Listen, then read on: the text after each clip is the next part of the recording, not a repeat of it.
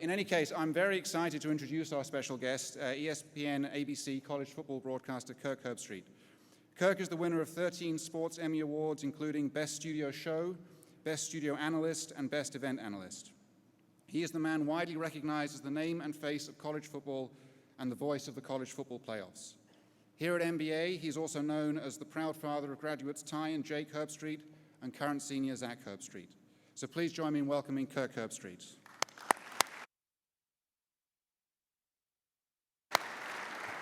And Mr. Herbstreit is going to be engaging in a Q&A session with our own athletic director, Mark Tips. So with that, gentlemen, I'll turn it over to you. Can anybody hear us? Is mine on? Everybody here okay? Good deal. Let's see if yours works. Yeah, I think it does. 1, 2, 3. Bruce Wilbanks in the back of the room. Roll Tide. Well, welcome.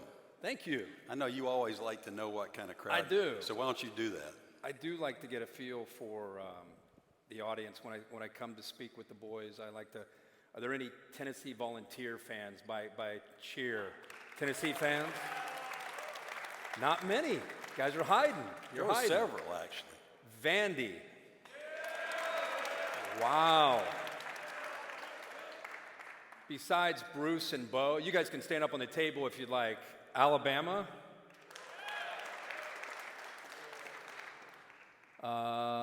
Let's see. Who else would be? Auburn, of course. Auburn. Couple Auburns. How about Ole Miss? There seems to be a lot of Ole Miss in Nashville. And of course, Wisconsin. Ohio State, there's Zach right there. All right, we got a couple. All right. That give you an idea? Yeah, Vandy it is. All right, got it. Well, I'm glad you're here. Glad to be here. You and I met a few years ago before I ever got to MBA. That's right. Your twins were taking hitting instruction from the guy that coached my son. That's right. And we got to know each other and Yep. had a chance to talk about raising boys and all kinds of things yeah. for a while. What's so interesting is that a year ago we talked. I called you up to say, we're going to cancel this thing tonight. Yeah. I'm not sure why. I'm not sure. Yeah, we didn't realize. Not a big deal. And but we're gonna have it in about 3 weeks. I'll give you a call. We'll get back together and get everything. That's been a year ago. Can you imagine that?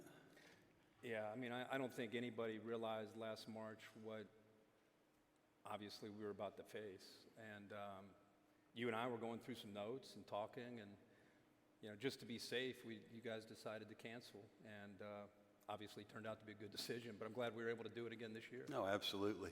What's your take been on this whole past year? I don't know about you, but I'm not going to disclose my exact age, but I will say that in my 6 decades, I don't think I've ever lived a stranger year than this one. How about you? Yeah, I think everybody in this room could probably attest to that. Everybody has kind of their own thoughts. I mean, I've never seen the country more divided in my life. I'm 51, and I think that was probably the toughest part, was just watching the country fall apart and to witness that and to feel so helpless. What do you do?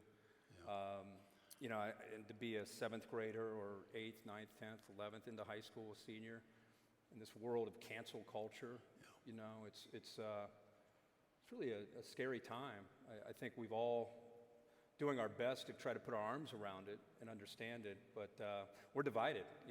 We're a divided country, and I've just been doing my best with my wife and my kids to try to just be a family and try to endure and try to be positive influence. I've tried to really remain positive. When you do a national TV show, in the midst of that, you don't know, we don't have our normal game day setup. You don't have, you're calling a game. First game I called this year was Labor Day night, and it was Navy and BYU in Annapolis, and there wasn't one fan in the stadium. It was my first experience of not having one fan, no family, nobody was there. And to drive into the stadium, there's no tailgating, and then to call the game, there's nobody there, there's no noise. You can hear the whistles from the officials from up in our booth. And then to leave the game afterwards and just walk back to the hotel like we just did a scrimmage. That was a precursor for what my world, my little world of college football, what was to come. And you hope for people that were looking for an outlet or looking for a distraction from the world that we're facing. You hope that people were able to watch, and we tried to, be a normal game day show and have picks. Lee Corso's in Orlando, Florida. He was never able to be with us. He's 86 years old, and we had to be careful with him. So I just try to continue to try to be a positive light in the midst of it all. It was a tough time, particularly to be a kid. I remember the day after this was going to be held, we had our baseball practice, and we were going to leave the next day to go down to Orlando for the spring trip. And during practice, we got word that Disney World had closed, so our hotel was closing. And we got word that basically they canceled the college baseball season. Yeah. And then we saw our entire season canceled, so the spring sports kids who were seniors last year didn't get to play lacrosse, they didn't get to run track, they didn't get to play soccer, and then we saw, of course, in the fall, a lot of football games canceled and things changed. That's a tough thing to be a senior in high school or even a freshman in college and do something that you've been doing your whole life that means so much to you, and just have somebody tell you, that's done, you're not doing it. Yeah, I think all of us as parents have our own lens and our own experience of what we've been enduring and what we've been dealing with. We think what we have has been challenging, no matter what we're doing for work. But man, some of my best years of my life were my high school years, especially my junior and senior year, and in college. And I can't even imagine what these guys have had to endure. Zach's a senior. Last year, his junior year, things shut down. There are a lot of schools. I talked to friends of mine and colleagues. You probably have a bunch as well that are around the country. Some of them haven't been back to school since last March. And so we're very fortunate at MBA. We're back and we're at school. Yep. I can't imagine what these guys would be dealing with if that were the case. So that's fortunate. But yeah, their semblance of normalcy, it's just changed so much. And I'd like to thank them for their sacrifice, because that's a tough thing to do. It really is. And we've had buddies over with Zach, and they're all just buttoned up, doing the best they can to follow the rules and the regulations. But man, that would have been a challenge for me, to do that as a junior or senior. Yeah. Well, we've talked about it in our class, Zach's in my class, and we've talked about, I think their generation's probably facing as big a challenge as any generation since the World War II generation, in terms of just life changing, and everything you thought was going to happen overnight has changed, and that's been really difficult. But I think long term it may also have some benefits for these guys. They may be mentally tougher, and they may have a different expectation about life. And yeah, I'm a big believer in that. We've never been through something this big, this challenging. But I just, it's the way I choose to believe. I think anytime you go through some adversity, that's time to really dig in. Yeah. That's time to really find out what you're made out of. And I think if you can get through it on the back end, I think there's going to be a lot of good things that can come of it for this generation. Yep. And on so many different levels. Yep. Well, a lot of these folks here tonight know you well, see you all the time on Saturdays, and they see you announcing national championship games, but they may not know that much about your background, so I'm going to set that up just a little bit. Okay. You grew up in Centerville, Ohio, which is kind of a southern suburb of Dayton, isn't it? Between Dayton and Cincinnati. Yeah. Your dad, Jim, was the captain of the 1960 Ohio State team, played for Woody Hayes and coached with him after that. And then you played at Centerville High for a real legend in high school coaching up there, Bob Gregg, and went to Ohio State. You played there from '89 to '93, and I know you were captain your senior year, were the MVP of the team, and you guys played in the Citrus Bowl that year. Who did you play? Georgia. Garrison-Hurst. Garrison-Hurst. Wow, I remember that one. So that's kind of your background. Tell us then, from there, you majored in business administration. How did you go from being a 21, 22-year-old college senior, business administration major? What path did you follow that led you to where you are today? Well, first I would just tell you, every year I sit here, I've been here for 8 years now with Jake and Ty coming in at 7th grade and Zach finishing up. And every year I sit here and I just marvel at the seniors that stand up and tell their incredible stories, and to hear these dads and everything that they've done. My story is very different. If I didn't get a football scholarship, I would have joined the Army. I did not come from money, did not come from, an opportunity to just pick any school I wanted to go to. It was tough. My parents divorced when I was 8 years old. I moved almost every year, so I don't know if anybody went through divorce or is experiencing that. That was traumatic for me. I was in second grade. Parents moved. My dad was my hero. My dad was I was a football guy, sports guy. My dad played for Woody Hayes, and so he was a big hero of mine. And when my parents divorced, he was kind of not there as much, and it was hard for him to cope with the divorce, and his way of dealing with that was just not to deal with it. And so for me, my hero was now gone. And so I lived with my mom. She got remarried, stayed with a stepdad. They lived together for a couple years, then they got divorced. My dad got remarried. He was married to this lady for a while, then they got a divorce. So I just dealt with a lot of stuff that, and I was incredibly, you can see me here even, just so you guys understand, for anybody who's shy, I was painfully shy. I do national championships, I talk in front of millions of people, and if you knew me in third or fourth or fifth or sixth or seventh or eighth grade, you would never, even in high school, you would never have guessed this is my job, that I'm gonna, talking to you guys tonight, I'm uncomfortable. It's just not my thing. And yet I can speak into a camera in front of millions of people and be at ease. I don't know why that is, but getting up in front of an audience like this, it's just not my thing. But I love MBA, I love you and Brad, so I'm willing to do this.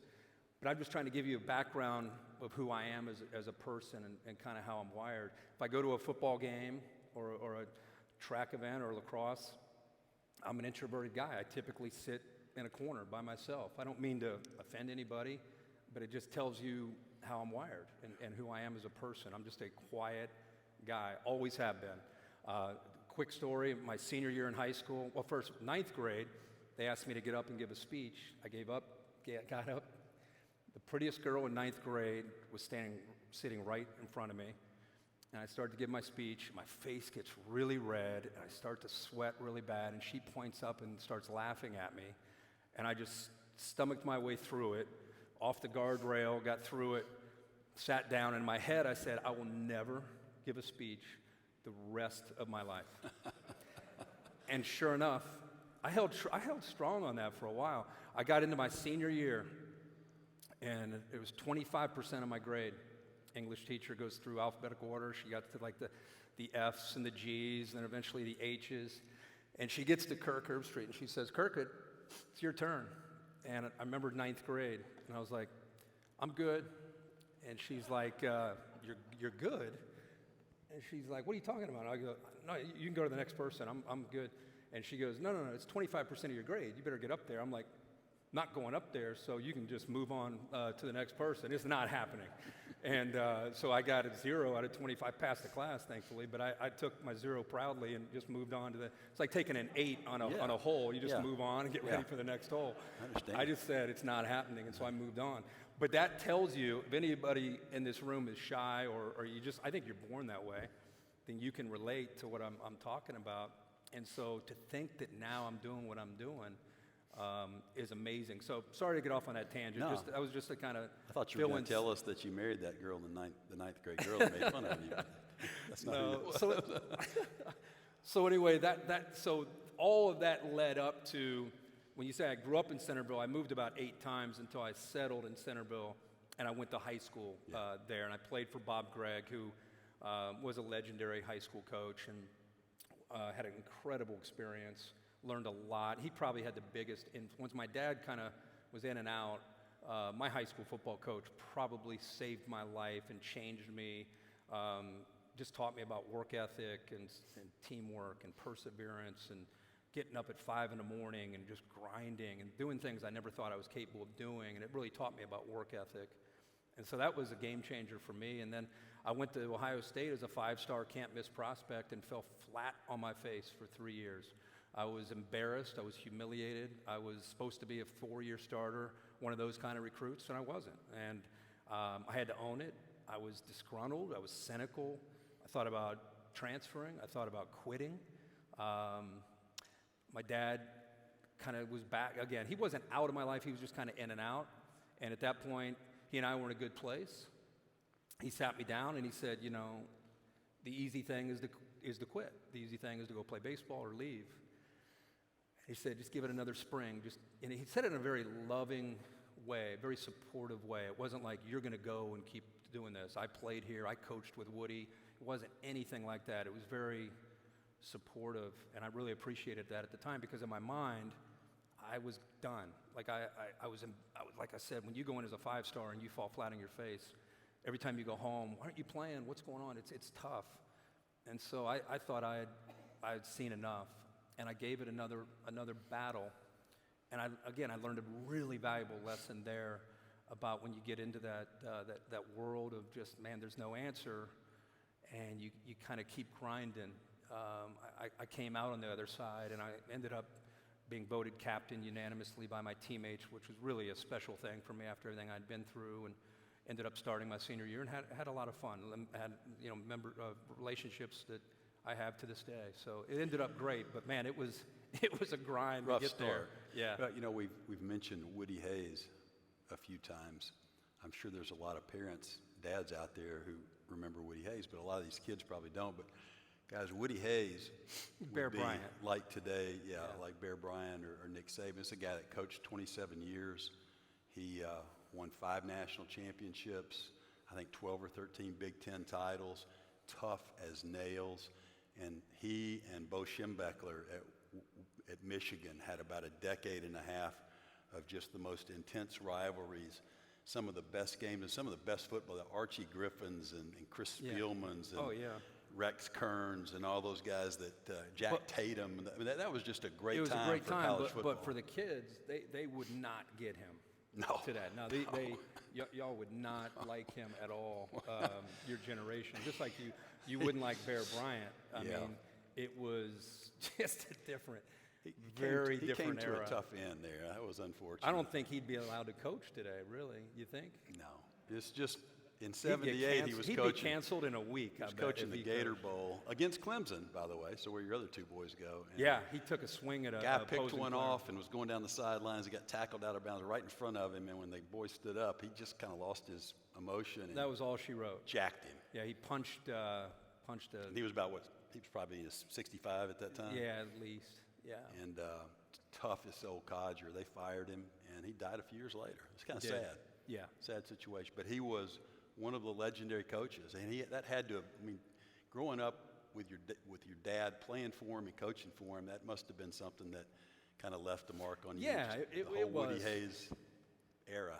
Yeah, for me, like we'd go into the locker room after a game occasionally, and I'd sit on his lap after the game, and he'd have those black, glasses and his hat, his white T-shirt, and his tie on, and I'm sitting on his lap looking up at him, and I'm about 6 or 7 or 8, and I'm looking up basically at Santa Claus. I'm like, I cannot believe I'm sitting on Woody Hayes' lap, and I'd go up and put Archie Griffin's helmet on. Archie Griffin's a guy that won the Heisman Trophy 2 times, only guy that's ever won it 2 times, and I put his helmet on. So yeah, I mean, it had a huge impact on me, and to see it end like that was sad. But it's another lesson. It was a lesson. Yeah. So tell these guys, because they probably think you just magically went from being the golden boy at Ohio State to somebody handing you a microphone and life went there. That's not exactly the way it happened, is it? No, it's a 1 in a million story. When I got into TV and radio, by the way, I studied business marketing at Ohio State, and when you go to a school like Tennessee or Ohio State, if you're not going to go to the NFL, you get kind of hooked up with a guy that helps you with relationships when school's over. Like I thought I might get into pharmaceutical sales. There was Worthington Industries was a big steel company up in Columbus, and these are big jobs and big opportunities. And I was thinking I was just going to, as a business major, I was just going to work for a pharmaceutical sales, medical sales job and make good money. And well, sure enough, as time went on, at the end of my senior year, I graduated in June of 93. And April and May and June, I'm going through interviews with pharmaceutical companies and all these different companies, and they were ready to hire me. And I just put a floater into a local radio station. And I just said, hey, I love talk radio. I've been listening to talk radio pretty much, my entire, from about 15 on. I listened to a guy named Chris Collinsworth and Andy Furman at WLW in Cincinnati. And that was my hobby. I love listening to sports radio. And so I was like, I floated that out there, and they actually got back to me and said, hey, we'd be interested. So I did a little interview with them. As I was doing those other interviews, I had no idea, I had no goals. I just thought it'd be fun to talk sports. And they offered me a job. They're gonna pay me $12,000 and no benefits. This other company was gonna pay me like $70,000, benefits, chance to make six figures. I'm coming out of college in 1993, and you're looking at one job that's incredibly lucrative, and I didn't come from money. I'm like, holy cow. And the other one's $12,000. I'm coming off, back in 1993, a scholarship check. So $12,000 to me was a lot of money. So I was like, man, which one do I want to do? And obviously, and this is a big lesson I feel like for kids, because I feel like sometimes I try to talk to my boys about this all the time. Find a passion. Find a passion, no matter what, I don't care what it is. Find a passion and go do it. And I didn't realize at the time I was making that decision for myself. So I turned down these lucrative business opportunities. I had no idea what door number 2, doing a talk radio show from 5:30 to 7 Monday through Friday, paying me $12,000 in August of '93 would lead to. I had no idea what it would lead to. And I chose that. I chose that because it sounded like something I really had a passion for. And from that day on, August, David Letterman started at CBS. Remember, we left NBC? I'll never forget. He went from wearing like khakis and a sport coat to like a full suit on CBS. I'll never forget when Letterman went to CBS. The first day he was at CBS was the first day that I started my radio show. And I haven't really worked a day in my life since then. Like, if you can find something you love, you're stealing. Like, it's incredible to do something you enjoy. You don't go to bed on Sunday night and dread the next week. You look forward to it. And that's how it's been for me for, I don't know, however long it's been, 25, 30 years. Well, we listened to some really good speeches just a few minutes ago from 6 of our seniors. And so, obviously, the importance of fathers and mentors. You mentioned Coach Greg. Were there other mentors, and what kinds of things did you learn from people like Coach Greg or your dad or others that you passed on to your sons? Well, I think it's, in this era today, I feel like I'm seeing more and more people lose respect for authority. And I just would encourage this group to look at your parents and your teachers and your coaches.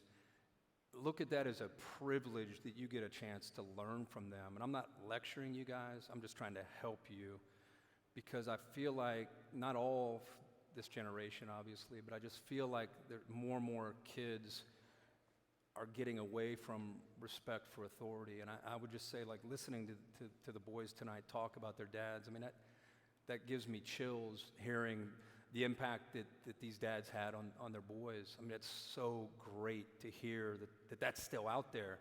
Because if you listen to social media or you listen to some of the negativity that's out there, you wouldn't believe that that's out there. So that is incredible to hear. And I think that when you have respect for people that have been there and done it before you, they didn't have all the answers. You know, their dad tried their best to teach them, or coach tried their best to teach them. But I would just encourage you to listen to what they're saying to you. You may not always agree with it, but I think the wisdom that they have a chance to share with you, it's very important to take that wisdom and listen to the lesson that can be learned. You may not get it right then, but the seed has been planted, and maybe a month or two or a year later, you'll have a chance to remember how lucky you were to have somebody taking the time to teach you what's right. You're writing a book, or have written one, or maybe in the process. I want to tell us a little bit about that. Yeah, so I've been asked by a lot of people to write a book, and I've just never wanted to. And then Gene Wojciechowski, who's an ESPN guy, asked me to write one in the middle of COVID, and I took him up on it. He's a guy that I really respect, and just somebody that I thought I could open up with about my story. And we've done it for the last 9 months. And we're down to acknowledgments right now, and so it'll be coming out in August of 21. Wow.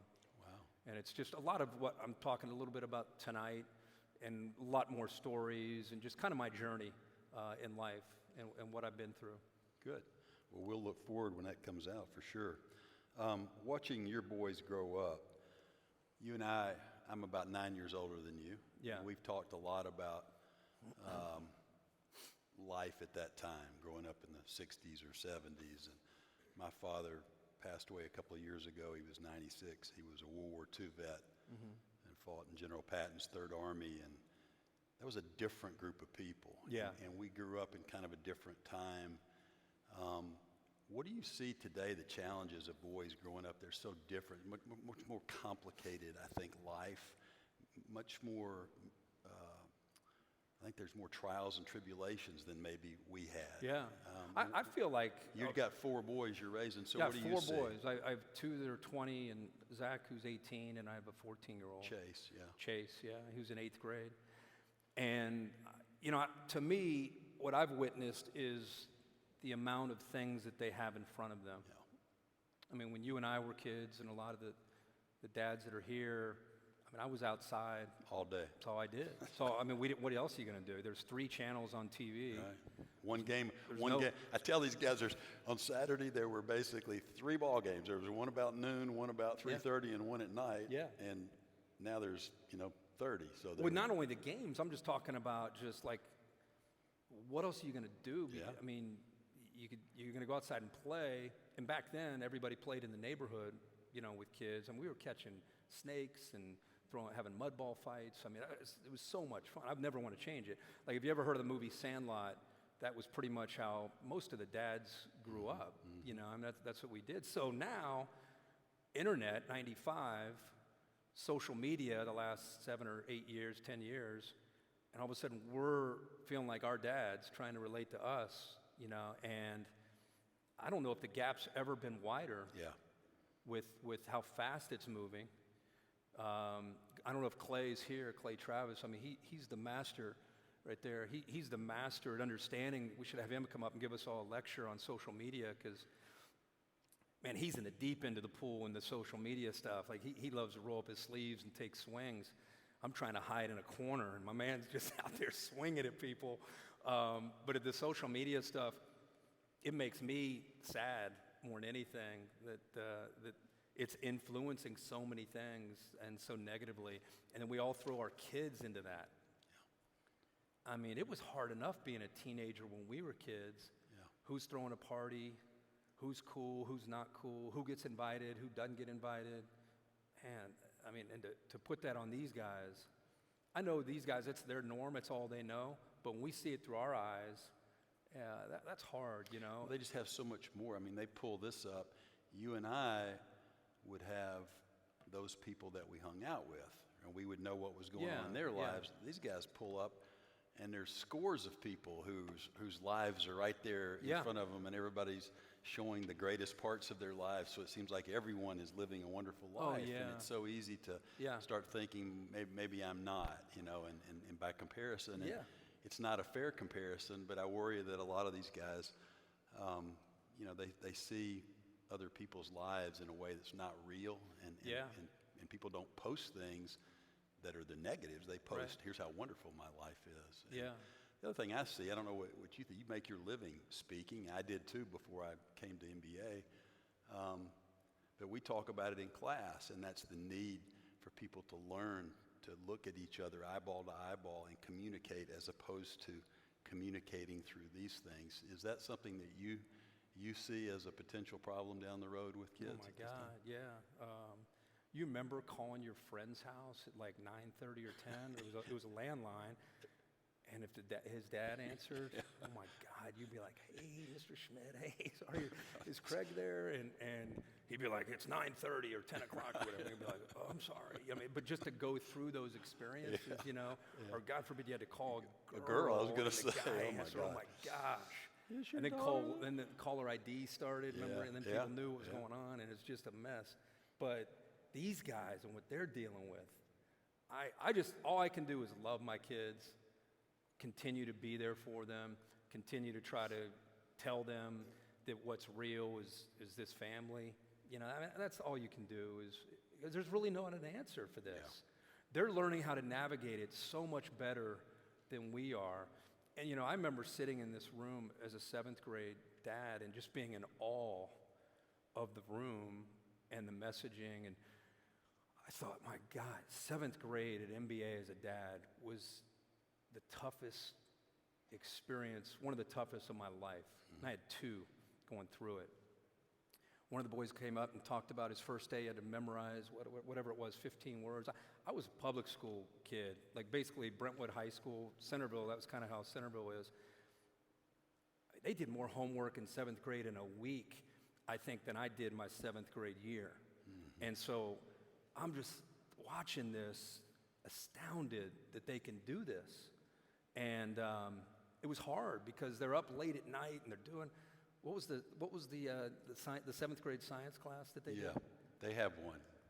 Oh my God! Yeah. Did you teach it? Science, 7th grade What was science it? class. What it is? IPS. IPA. Yeah, I thought that was God. alcoholic beverage. Any 7th grade IPA. dads going through that right now? I mean, that is just IPA. Wouldn't that? unbearable. What is they it called? do.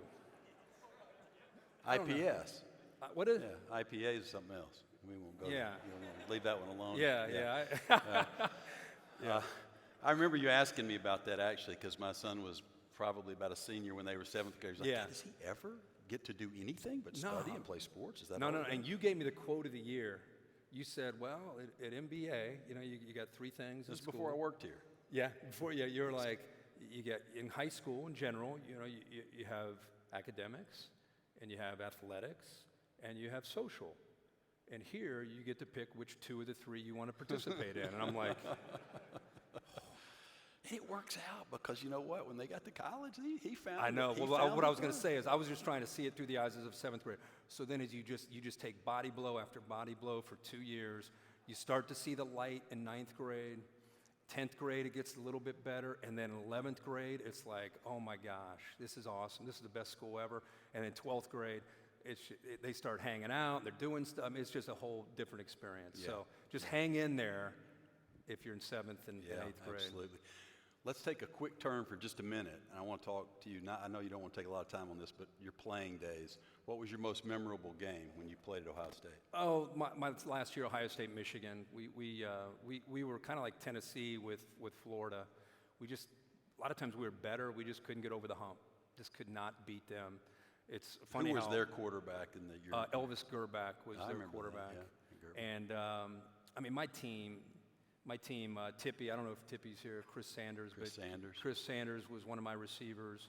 He's ironically I had no idea when we moved here, I had no idea he was here, and he's coaching wide receivers here. I was like, Tip, what's crazy? I hadn't seen him much since high school. But Tippy and a guy named Joey Galloway was another one of my wide receivers.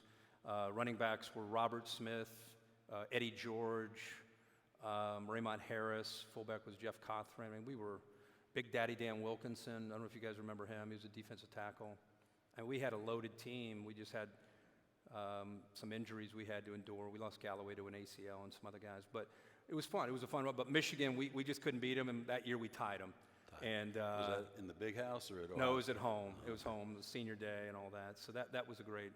We didn't win the game, but it stands out in my mind as a great game. Toughest opponent, Michigan? Yeah, I mean back then it was really Michigan and everybody else back in those days, kind of like Tennessee and Florida, and I don't know. We forgot to mention Georgia if there's Georgia fans here, but back. Yeah, there's a Georgia right there. there. We go. Yeah. There we go. The Roddies, they're for that. Well, what about who did you least like? What player was the toughest player? The guy you least liked to see on the other side of the field? Well, no one would know him. It was a guy named Dana Howard. He played linebacker at Illinois. He's a 4-year starter, and he hit me the hardest I'd ever been hit, and he just liked to intimidate you. He played with a guy named Kevin Hardy and Simeon Rice. They had 3 linebackers that were just freaky at Illinois back then. But I wasn't fond of the guys that hit you in the head as hard as they could with their head and made you They hadn't changed the rules. Yeah, back no, then not like back they then. have today. No. You know what's funny about playing in the Big Ten and growing up in the Big Ten, and then my first, Chad, I think you were on this team, I'm not sure. My first year at College Game Day was 1996. And the second show I was ever on, I'm a Big Ten guy. And I love the SEC as a fan of the sport, but I'd never been to a stadium. And 1996, Florida is playing Tennessee in Knoxville. It's I don't know if anybody went to that game. I was at that game. It was pouring rain. Torrential. I'm talking pouring rain. And I didn't know who Steve Spurrier was at this point. And he comes out in his rain, with his blue on, his visor, and he's got a quarterback named Danny Warfel. And first series of the game, that Rocky Top was blaring. I'm like taking it in, looking up at Neyland Stadium, just could not believe the energy in that stadium. First series, 4th and like 7 maybe, 4th and 8, balls at midfield. Back in these days, everyone punted. This guy, we're going for it, hits Riddell Anthony on a post in the end zone, touchdown. And in the middle, and I'm standing in the back of the end zone watching the ball fly through the air in the rain, and I'm thinking, this ball is going to be picked, it's going to be incomplete, Peyton's getting ready to come out, this is about to be a game, touchdown. And in blink of an eye, band stopped, because I think they had lost to Florida a few times leading up. And it was almost just like, son of not again. Yeah. And it just took the air right out of the stadium right then, and they went on to blow them out. Yeah, it was a total blowout. Yeah, and then in '97 we went back to that same game. We used to do that game every year. We went back and it was in Gainesville. That was Peyton's last chance. Chad, were you on that team in '97? And I can't remember. I know you guys didn't win, but in '98, Sean Bryson hits a trap, rips it, and that was like a breakthrough moment for Tennessee, and they ended up going to the national championship, and actually picked Tennessee to beat Florida State the night of the Fiesta Bowl in the national championship. That was an incredible Tennessee team. Were you on that Tennessee team too? Attaboy. He was a beast, by the way, Chad Clifton. Oh my God, what an animal. He was a big boy. Yeah. He was. Yeah. Well, let's turn for just a second on a little more serious note. One thing you and I have talked about a lot, you travel around, you see all these teams, and you get to know these players. And what concerns me when I watch college sports today, because I think it's kind of anecdotal of what may be a bigger problem in the country that we first started talking about, is take Woody Hayes. If one of his defensive linemen had shot through, tackled a guy for a loss, he would have stood up, high-fived one of his teammates, and gone back and got in the defensive huddle. You trying to light my fuse right now? I'm going to light it.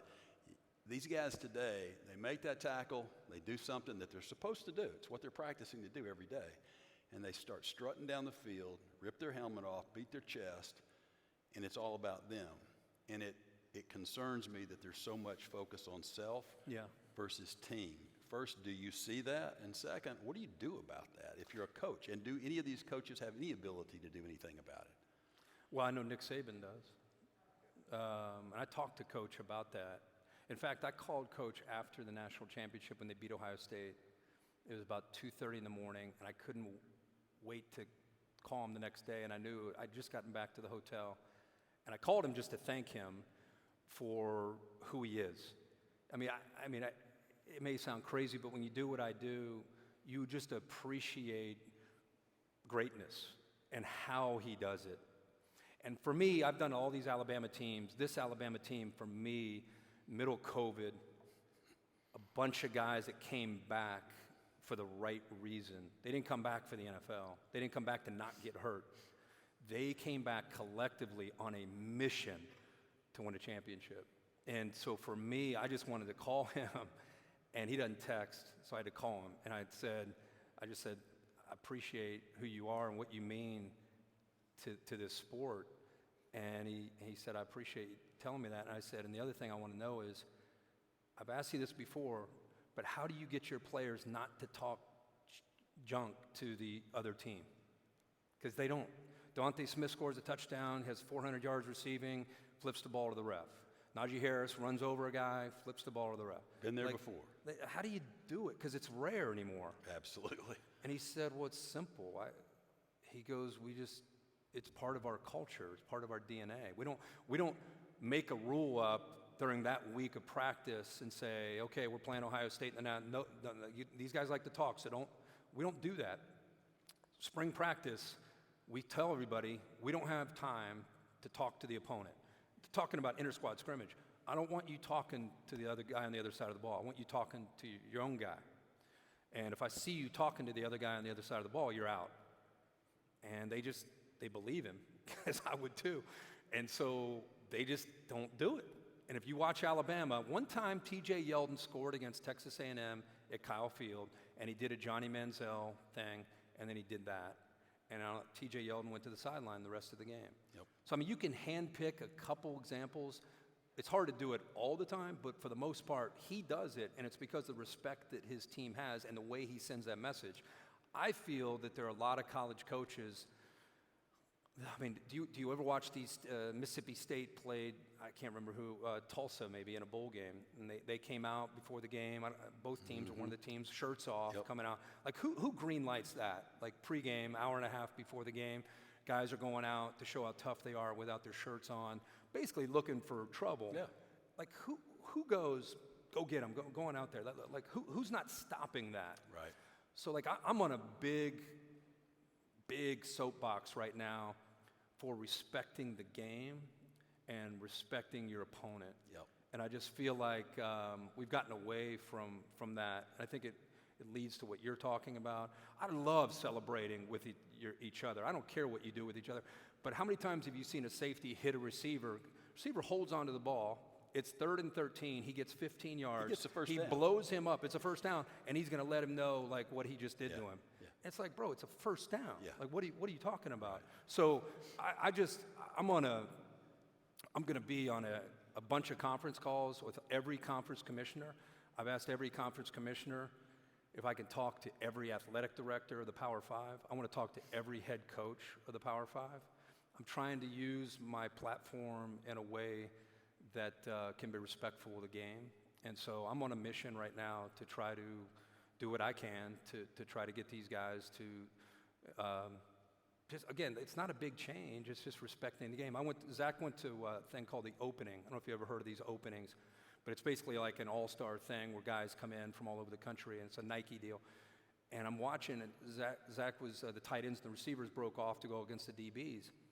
And every guy that went, and every one of these guys is a 5-star guy, every guy that went would make a catch, and if he caught it, he would chirp at the defensive back all the way back to the line. And if the DB knocked the ball away, he was chirping at the receiver all the way back to the line.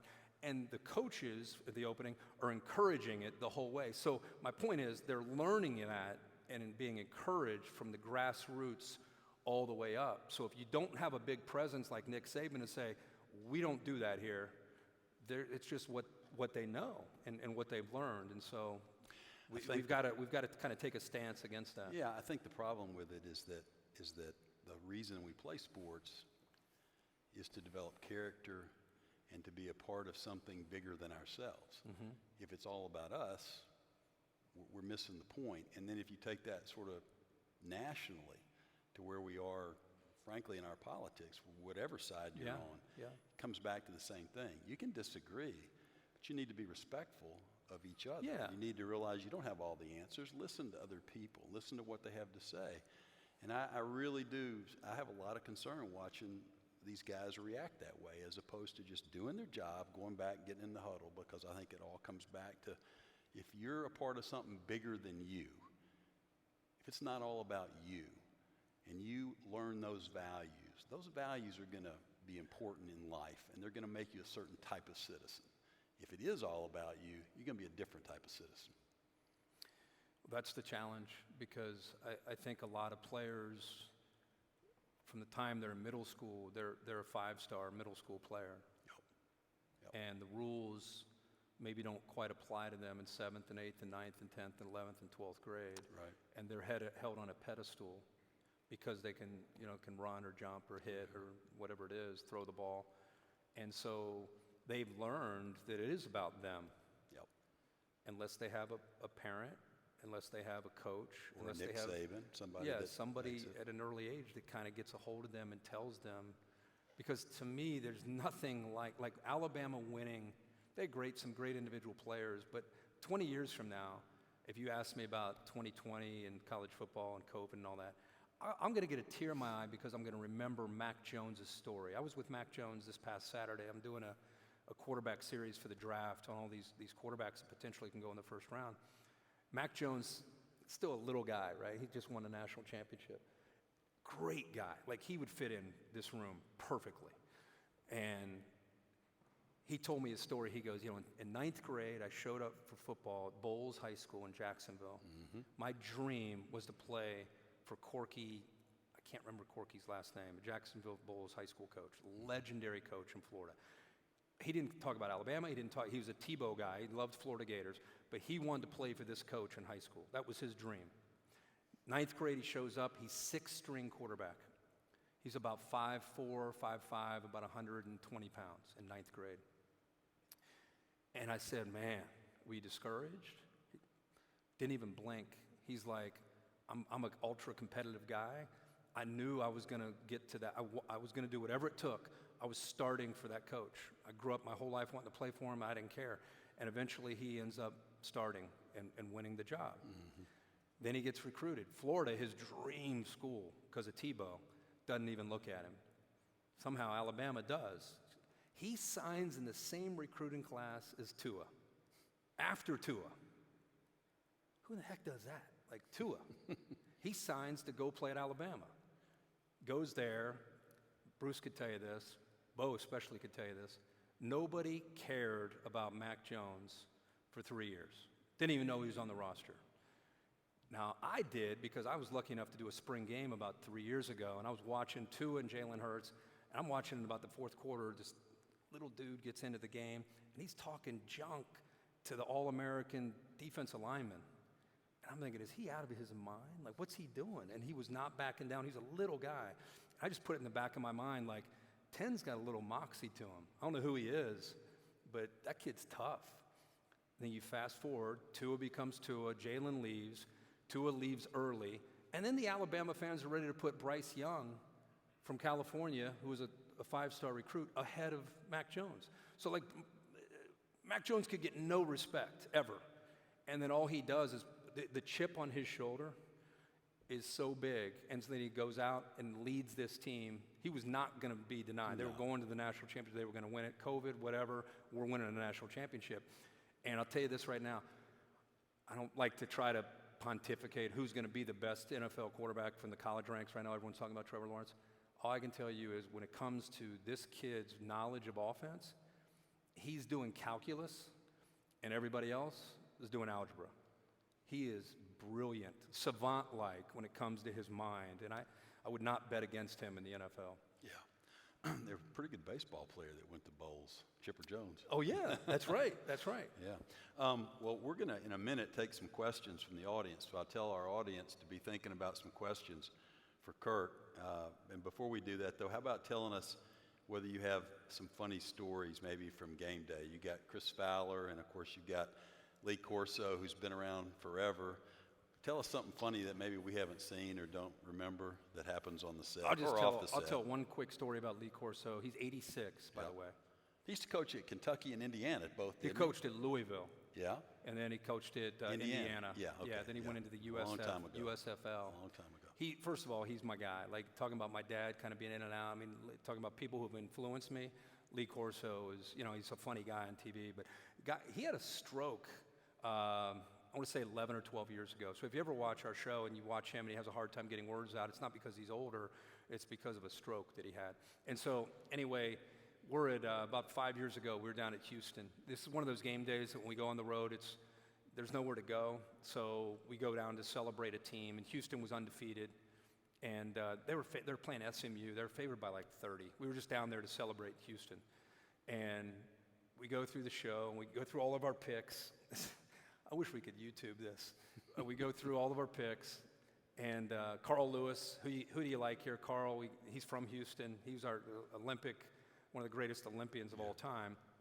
He was there to be our celebrity picker. You're from Houston. Who do you have? Houston's favored by 40. Who are you going to go with? He's like, I'm going to go with Houston. Kirk, who do you like?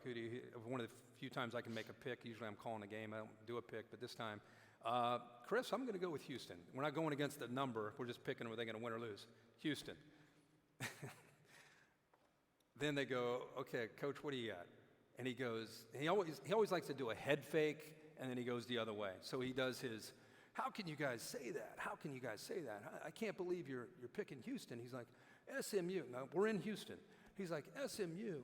He pulls out a male cheerleader megaphone, and he's he's like, SMU, red, white, and blue. And he's got this red, white, and blue megaphone, red, white, and blue, SMU. And he's wanting the crowd to boo him. He's like a WWE bad guy. You know, he said something to make the crowd go boo, and then he goes the other way. We've seen it a million times. Well, the crowd's like this. Like, we know what you're doing. We're not biting on the head fake. So he's doing it, and nothing's happening, And without blinking, my man at about 80 just says, "Oh, F it." Like, F-bomb. F it. And as he threw the thing down, and then he puts on the Houston thing, and he does like his wave, and I jumped back from the set, and Fowler was like I was thinking he finally did it. You know, he finally said that on the air, and Carl Lewis Carl's like, "Oh my God, good thing we're on delay," and I'm like, "No, we're not, dude. No, we're not. We're not on delay." And to see his reaction, like I'm looking inside the mouth of the cougar, and he takes, we're off the set, off the show. The show ends. I'm like, "Dude, you said." Yeah. And he goes, "So what?" And I'm like, "You can't do that, you know." And then he had to do an apology. And the funniest thing is, it was one of those weeks where I flew from game day to the game I was calling. The game I was calling was in Eugene, Oregon. It was USC and Oregon. I land in Eugene at the FBO. As I stopped in for a quick bathroom break. As I'm coming out, this guy dressed like in a tuxedo says, "Mr. Herbstreit, Phil Knight would like to speak to you. He's outside. He's the chairman, founder, CEO of Nike." And he goes, "He's outside. He wants to speak to you." Now, we've seen him a few times when we've been in Eugene. He's a huge Oregon Duck guy. And I'm like, "Oh, okay." I just thought he might want to say hello. I'm like, "Oh, okay." So I'm walking out of the FBO, and this huge custom coach is out there, and he comes, I can see him in the window, he comes jogging down the stairs and jogging over to me about 50 feet, decked out in Nike gear, and he almost jumps into my arms. He high-fives me and is like, "Corso, man, tell me about what happened." He wanted to hear the whole story. And then we drive to the stadium. So I talked to him for a while. He was all excited about it. Drive to the stadium and walking on the field. Chip Kelly's at the other end when he was at Oregon. He sees me. He's at the other 20. He loves Coach. Full sprint to me at the other side of the 50, and he jumps in my arms. He's like, "Man, he's Corso, man, he's my man. I just love him." I'm sitting there thinking, like, he's the only guy I can say the F-bomb and like be promoted and like be like, if I said that, cancel culture. Yeah, right. You know, he says it, and it's like, you'd be looking for something else to do. Right. Well, a little bit of age gets you a little respect. Yeah, exactly. Before we start taking some questions from the folks out here, is there anything else you'd like to chat about? Anything we haven't talked about No, that you want to talk about? I know people are tired and ready to roll, so we can answer some questions. I just want to say to Brad, if he's out there watching, how much we're thinking about you and Absolutely. how much he means to me and to my family. He's such a good man. Yep. So And I guarantee you he's watching. We're all in his corner and fighting with you, Brad. We're thinking about you. So he's such an instrumental part of this campus and such a good man. So And has been here a long, long time. Yeah. Yep. Well, Mark, if you could help us out, I don't know where he went, but perhaps move these microphones out. And then anybody that has a question, if you would, just come on up to the microphone and you just set a mic at table 36 back there in the back. or if you want to hold your hand and say it, and somebody can come up and repeat it into the microphone. Don't be bashful. Bo's not shy. Bo, you're going to be the first one to ask. Here comes somebody right here. Got one. Bring that strut up here with you after winning that national title, too. Hustle up. Yeah, move quicker. Come on. That's good. Attaboy right there. That's good. All right, fire away. All right, Beauregard. This year's Alabama, last year's LSU. Who's winning? Who's going to win the national championship? No, I'm saying Joe Burrow's LSU team versus Mac Jones' Alabama. Oh! Theoretically, if they played. Who would How win? many LSU fans are in the room again? Man, you can't ask me that. I mean, it's obvious. You think Alabama. Oh, of course. All I know is when I watched Burrow and LSU's offense, I thought, especially when they played against Clemson, I was like, we're never going to see an offense like this again in college football. I mean, they were loaded. And Burrow was so quick with his decisions and Joe Brady's system, right? It was like the perfect storm. And then here comes Sark with Mac Jones and all those weapons. I'd take the over. We're online here, bro. I can't be saying who's going to win that game. All right. Who's I love next? them both. I love them both. Let's get another one up here. Who's next? Got one coming right here.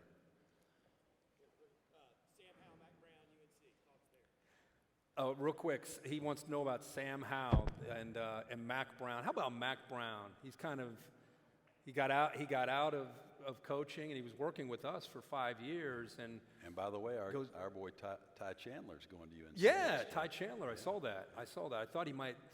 I thought he might go to Oklahoma, but he ends up going to North Carolina. I mean, that team. Now they got to replace their backfield, and we had them this year against Notre Dame. It's cool to see Mac back in Chapel Hill. He's recruiting out of his mind. So I don't think this is a 1 year or 2 year thing. I think he's building something very unique, and I think it has staying power. And I think the ACC, it's wide open, right? I mean, the traditional powers of Florida State and Miami aren't living up to what you'd expect from them. I think the door's open for a Clemson, for a North Carolina to step up there. I think their quarterback could be the top quarterback in the country. Yeah. Zach Wilson or Justin Fields? Zach Wilson or Justin Fields. It depends on which team. Which team would want him? Which system would want him? Professionally or college? What's that? Professionally or college? No, like, are you talking about in the draft? Yeah, Which in the guy do I draft, think yeah. will go? Like I said, it just depends on what the system is. I think Zach Wilson's a great player. I think people were maybe underestimating what Justin Fields can do. When I watch the NFL, I don't know how you guys feel, but it's a very different game today than it was 5 years ago, 8, 10 years ago, when it was all about throwing from the pocket and being like Peyton, big, tall guy that can make plays strictly from the pocket. But now you watch Kyler Murray and Baker Mayfield and Russell Wilson and all these guys. They're all off platform. Patrick Mahomes. How many times have you seen Patrick Mahomes just drop back, throw from the pocket? It's always doing something creative. And I think Justin Fields, people don't realize how athletic he really is. So I think it would depend really on the system. But that's what GMs are staying up into the wee hours right now, trying to figure out. They're both supposed to go in the top 5, I'm hearing, which is crazy.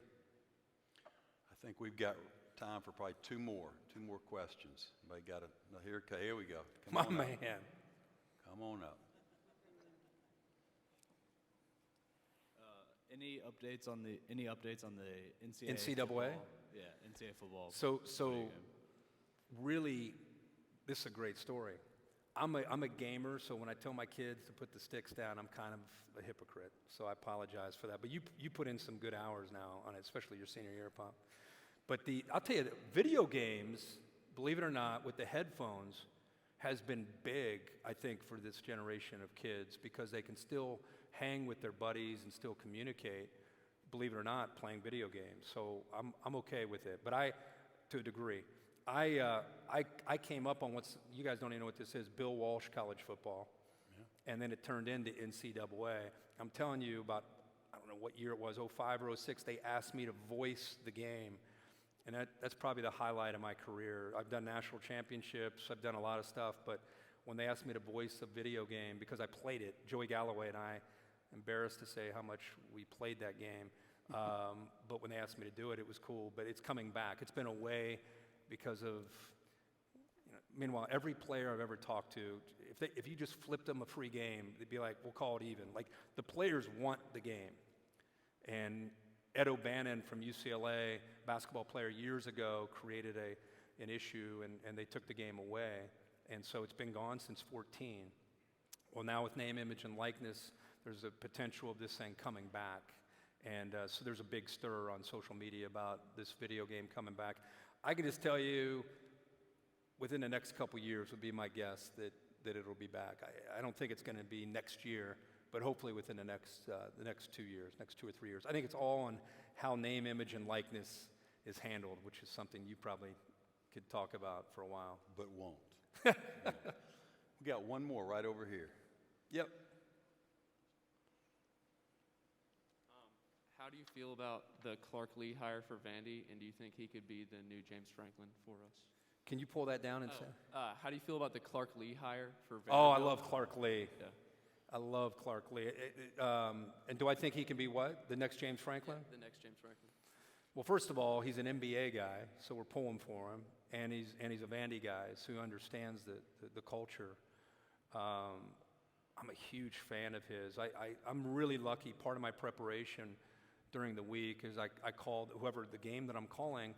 I get about 30 to 40 minutes with both coordinators from both teams.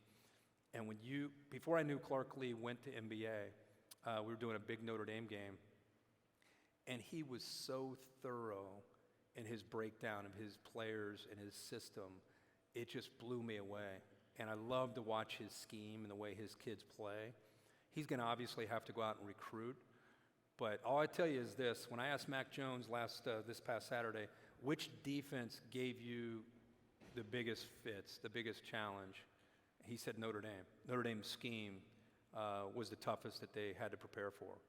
And so if I'm a Vandy fan, I like to hear that. And he's a class act. I mean, that's a home run hire to me. That's great. Thank you so much. Thank you. for coming. Yeah, I really absolutely. appreciate you being got here, it, yeah. Brady. It's good. Yeah.